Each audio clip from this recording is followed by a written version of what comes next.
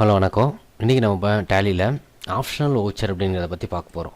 So optional voucher அப்படிங்கிறது மெயினாக இப்போ ஆப்ஷன் என்ன meaning? It is a choice, ஒரு அனதர் சாய்ஸ். ஸோ இது வந்து பார்த்தீங்கன்னா ஒரு சாய்ஸ் மாதிரி தான் நம்ம என்ன பண்ணுறோம், ஆப்ஷனல் வவுச்சர் யூஸ் பண்ணுறோம். It is a non accounting voucher, அதாவது இது வவுச்சர் கூட கிடையாது, it is one of the option.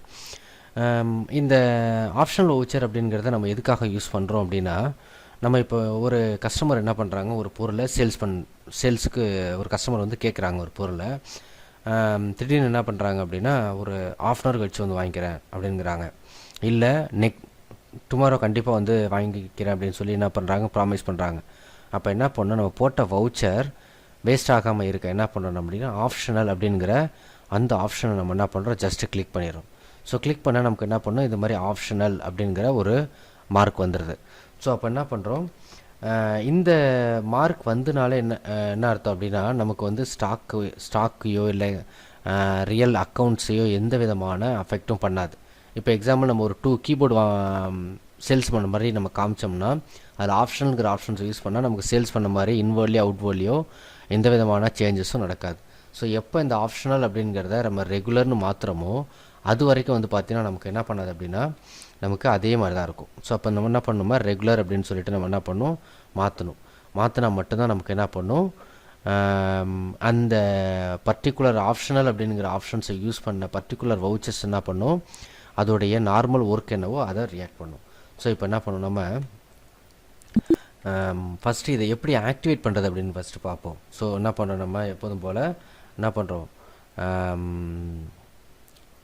F11 features என்ன பண்ணுறோம், ஜஸ்ட்டு கிளிக் பண்ணுறோம்.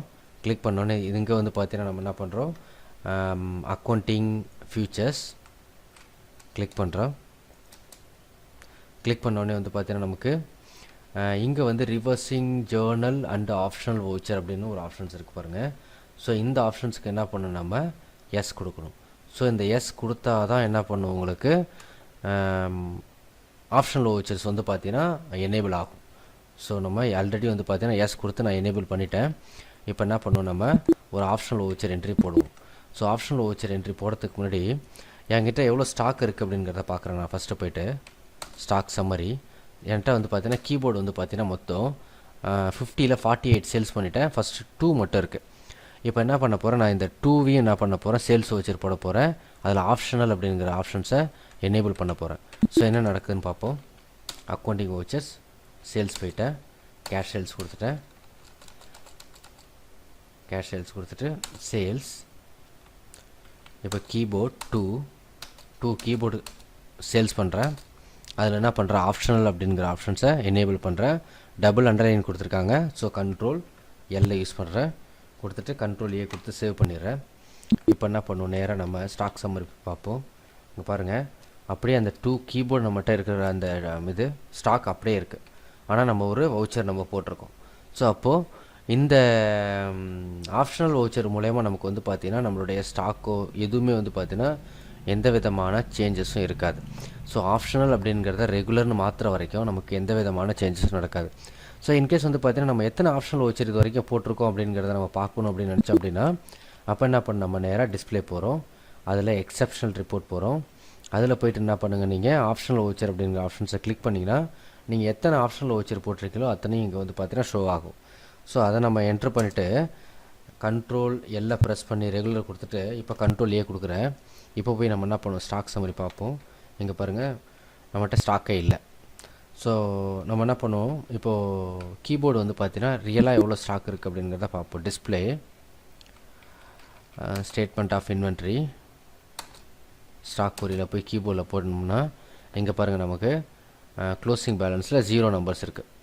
ஸோ வாங்கினது 500 ருபீஸ்க்கு 750 ருபீஸ் கொடுத்துட்டோம். ஸோ டோட்டலாக 50 இருந்துச்சு, 50 நம்ம சேல்ஸ் பண்ணிட்டோம் அப்படிங்கிறத காமிக்கிது பாருங்கள். So this is a optional vouchers. So optional voucher அப்படிங்கிறது நத்திங் பட் ஜஸ்ட்டு